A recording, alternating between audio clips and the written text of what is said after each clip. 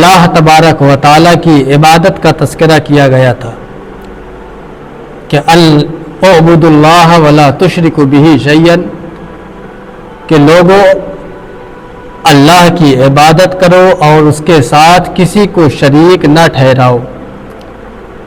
وبالوالدین احسانا، اللہ کی عبادت کے بعد والدین کے ساتھ حسن سلوک کرو، اچھا برتاؤ کرو۔ آپ جب قرآن پاک اٹھا کر دیکھیں تو اس میں بہت سارے مقامات پر اللہ تبارک و تعالیٰ نے والدین کے ساتھ اچھا برتاؤ کرنے کا حکم ہمیں دیا ہے، لیکن خاص طور پر 3 آیات قرآن پاک میں ایسی ہیں کہ جن میں اللہ تبارک و تعالیٰ نے اپنی عبادت کے فوراً بعد والدین کی اطاعت کا حکم دیا ہے۔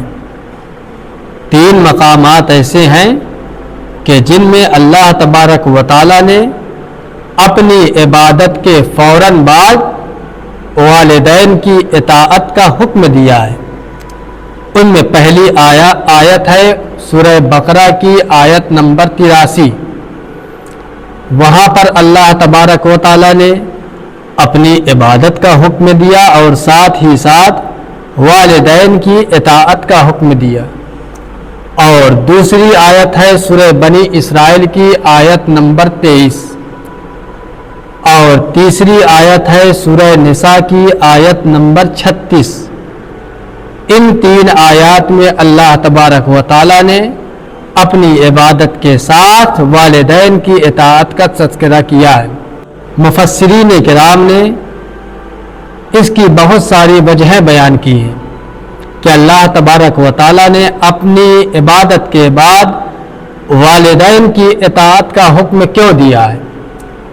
ان میں پہلی وجہ یہ ہے کہ اللہ تبارک و تعالیٰ ہمارے وجود کا حقیقی سبب ہے کہ اگر اللہ تبارک و تعالیٰ نہ چاہتا تو ہم اس دنیا میں نہیں آ سکتے تھے۔ ہمارا وجود جو ہوا ہے اس کا حقیقی سبب اللہ تبارک و تعالیٰ ہے، اور ہمارے وجود کا ظاہری سبب ہمارے والدین ہیں، کہ حقیقی سبب تو اللہ تبارک و تعالیٰ ہے، لیکن اللہ تبارک و تعالیٰ نے والدین کو ہمارے اس دنیا میں آنے کا ذریعہ بنایا ہے۔ تو حقیقی سبب اللہ ہے اور ظاہری سبب والدین ہیں۔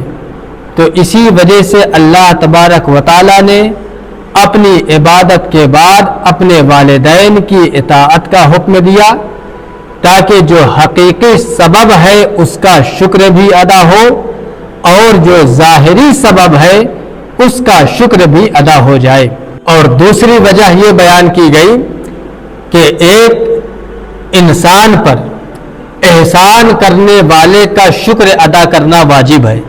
اگر کوئی ہم پر احسان کرے، انعام کرے، تو اس کا شکر ادا کرنا ہم پر لازم اور ضروری ہے۔ اب اگر آپ غور کریں تو اس کائنات میں اللہ تبارک و تعالیٰ کے بعد اگر ایک انسان پر سب سے زیادہ احسان کسی کا ہوتا ہے تو اس کے والدین کا ہوا کرتا ہے۔ اللہ تبارک و تعالیٰ کا احسان یہ ہے کہ اللہ تبارک و تعالیٰ ہمیں ماں کے پیٹ میں رکھتا ہے اور وہاں ہماری غذا کا، ہماری پرورش کا انتظام کرتا ہے، اور پھر اس دنیا میں آنے کے بعد والدین کو ہماری تربیت کا ذریعہ بناتا ہے، اور پھر والدین قسم قسم کی مصیبتیں برداشت کرنے کے بعد ہماری تربیت کرتے ہیں۔ والدہ کتنی مشقت جھیلتی ہے، اور اسی طریقے سے والد اپنے بچوں کی پرورش کے لیے، اچھی غذا کا انتظام کرنے کے لیے، اچھے لباس کا انتظام کرنے کے لیے گھر بار چھوڑ کر چلا جاتا ہے، یہاں تک کہ ملک چھوڑ کر چلا جاتا ہے۔ یہ صرف اپنے بچوں کی پرورش کے لیے ایک والد نہ تو سردی دیکھتا ہے، نہ گرمی دیکھتا ہے، نہ برسات دیکھتا ہے، بلکہ اپنے بچوں کی پرورش کے لیے ہر طریقے کی مصیبتیں، ہر طرح کی صعوبتیں برداشت کرنے کے لیے تیار رہتا ہے۔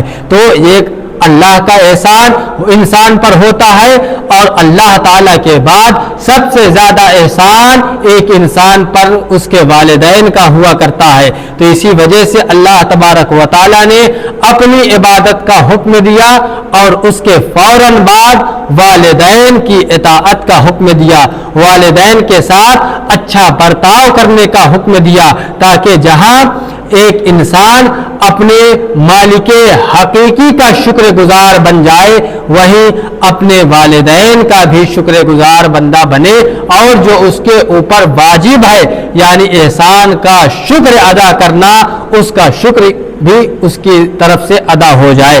تو اس وجہ سے اللہ تعالیٰ نے اپنی عبادت کے بعد والدین کی اطاعت کا حکم دیا۔ اسی طریقے سے اس کی ایک وجہ یہ بھی ہے کہ اللہ تبارک و تعالیٰ جو انعامات بندوں پر کیا کرتا ہے، جو احسان بندوں پر کیا کرتا ہے، اس کا کوئی بدلہ اللہ تبارک و تعالیٰ بندوں سے نہیں چاہتا۔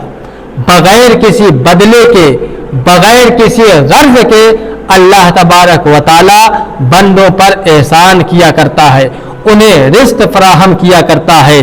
اسی طریقے سے والدین بھی بچوں کی جو پرورش کرتے ہیں تو وہ کسی بدلے کی لالچ میں نہیں کرتے، کسی اور غرض سے نہیں کرتے، بلکہ اللہ تبارک و تعالیٰ نے ان کی فطرت ہی میں یہ رکھا ہے کہ بغیر کسی لالچ کے، بغیر کسی غرض کے وہ اپنے بچوں کی پرورش کیا کرتے ہیں۔ لیکن آپ کہہ سکتے ہیں کہ ایسا نہیں ہے۔ والدین جو اپنے بچوں کی پرورش کرتے ہیں وہ اس وجہ سے کرتے ہیں تاکہ یہ بچہ بڑا ہو تو میرا سہارا بنے، مجھے کما کر دے، اس وجہ سے والدین اپنے بچوں کی پرورش کیا کرتے ہیں۔ تو میں کہوں گا ایسا ہرگز نہیں ہے، ایسا ہرگز نہیں ہے۔ اگر والدین کسی غرض کی وجہ سے، کسی لالچ کی وجہ سے اگر بچوں کی پرورش کرتے تو صرف انہی بچوں کی پرورش کرتے جو صحیح سلامت اس دنیا میں آتے ہیں، جن کے ہاتھ پاؤں سلامت ہوتے ہیں، جن کے دماغ سلامت ہوتے ہیں، صرف انہی بچوں کی پرورش والدین کرتے۔ لیکن ہم دیکھتے ہیں کہ والدین جہاں صحیح سلامت بچوں کی پرورش کیا کرتے ہیں، اس سے کہیں زیادہ توجہ کے ساتھ اپنے ان بچوں کی پرورش کرتے ہیں جو معذور اس دنیا میں آیا کرتے ہیں، جن کے ہاتھ پاؤں سلامت نہیں ہوتے، جن کے دماغ سلامت نہیں ہوتے، والدین ان بچوں کی بھی پرورش کیا کرتے ہیں۔ تو اگر کوئی لالچ والدین کے دل میں ہوتی تو والدین صرف صحیح سلامت بچوں کی پرورش کرتے، اپنے معذور بچوں کی پرورش نہ کرتے۔ اسی طریقے سے اگر والدین کسی لالچ کی وجہ سے اگر اپنے اولاد کی پرورش کرتے تو صرف بیٹوں کی پرورش کرتے، بیٹیوں کی پرورش نہ کرتے، اس لیے کہ بیٹے تو آگے چل کر والدین کا سہارا بن سکتے ہیں، وہ کما کر والدین کو دے سکتے ہیں، لیکن ایک بیٹی والدین کا سہارا نہیں بنتی،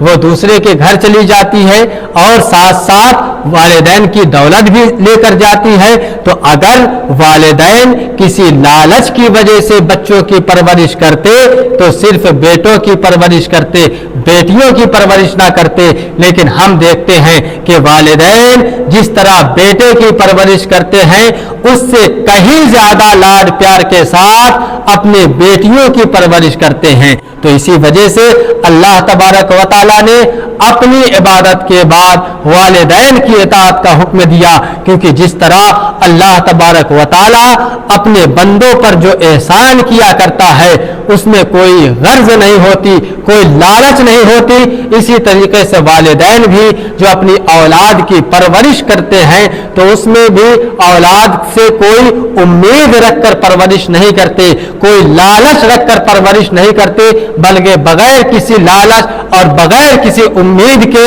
اپنی اولاد کی پرورش کیا کرتے ہیں۔ اور اسی طریقے سے اللہ تبارک و تعالی بندوں کی نافرمانیوں کے باوجود بندوں پر اپنے احسان کا دروازہ بند نہیں کرتا ہے، بندوں پر ان کی نافرمانیوں کے باوجود اپنے احسان کا دروازہ بند نہیں کرتا ہے۔ یہاں تک کہ بندے اگر اللہ کی نافرمانی کرتے ہیں اسے برا بھلا کہتے ہیں، یہاں تک کہ بندے اس کے وجود کا انکار بھی کرتے ہیں، تب بھی اللہ تبارک و تعالی بندوں پر اپنے احسان کا دروازہ بند نہیں کرتا۔ بندے اللہ کو برا کہتے ہیں لیکن اللہ انہیں رزق دیتا ہے، بندے اللہ تعالیٰ کی نافرمانی کرتے ہیں لیکن اس کے باوجود اللہ تبارک و تعالی ان کے کھانے کا انتظام کرتا ہے، بندے اللہ تعالیٰ کی نافرمانی کرتے ہیں لیکن اس کے باوجود اللہ تبارک و تعالی انہیں پانی پینے کے لیے دیا کرتا ہے، سانس لینے کے لیے ہوا کا انتظام کیا کرتا ہے، رہنے کے لیے گھر کا انتظام کیا کرتا ہے۔ تو اللہ تبارک و تعالی جو بندوں پر احسان کیا کرتا ہے، انعام کیا کرتا ہے، وہ بندوں کی نافرمانی کے باوجود ان انعامات کا سلسلہ بند نہیں کیا کرتا۔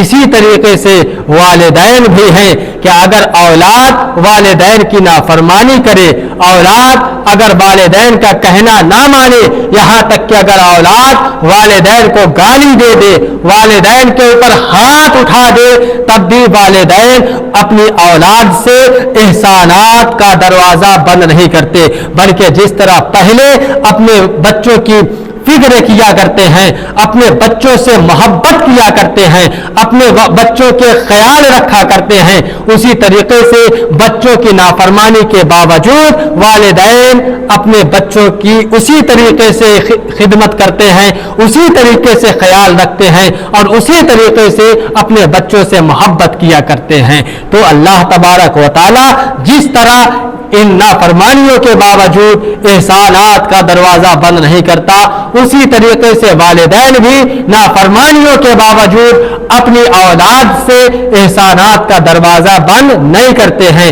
اسی وجہ سے اللہ تبارک و تعالی نے اپنی عبادت کے بعد والدین کی اطاعت کا حکم ہمیں دیا ہے۔ یہ قرآن پاک کی آیات ہیں کہ جن سے اللہ تبارک و تعالی نے والدین کی خدمت کرنے کا حکم ہمیں دیا ہے، اور جن سے والدین کی خدمت، والدین کے حسن سلوک کا اندازہ لگایا جا سکتا ہے کہ کس قدر مقام کا اسلام نے والدین کو عطا فرمایا ہے۔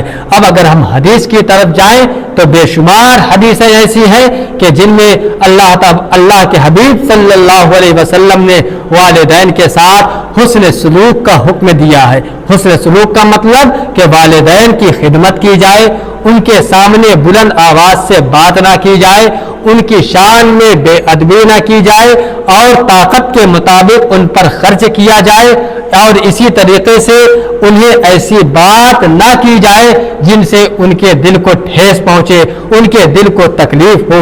یہ ساری چیزیں حسن سلوک میں آتی ہیں۔ تو حدیث پاک کو اگر آپ اٹھا کر دیکھیں تو بے شمار حدیثیں ایسی ہیں کہ جن میں اللہ کے حبیب صلی اللہ علیہ وسلم نے والدین کے ساتھ حسن سلوک کا حکم ہمیں دیا ہے۔ مثلاً صحیح بخاری کی روایت ہے، حضرت عبداللہ بن مسعود رضی اللہ تعالی عنہ ارشاد فرماتے ہیں کہ میں نے عرض کی یا رسول اللہ، اللہ کے نزدیک سب سے زیادہ پسندیدہ عمل کون سا ہے؟ اللہ کے نزدیک سب سے زیادہ پسندیدہ عمل کون سا ہے؟ تو آقا کریم صلی اللہ علیہ وسلم نے ارشاد فرمایا کہ اللہ کو سب سے زیادہ پسندیدہ عمل وقت پر نماز پڑھنا ہے۔ وقت پر نماز پڑھنا اللہ کو سب سے زیادہ محبوب ہے۔ اور پھر میں نے عرض کی یا رسول اللہ نماز کے بعد؟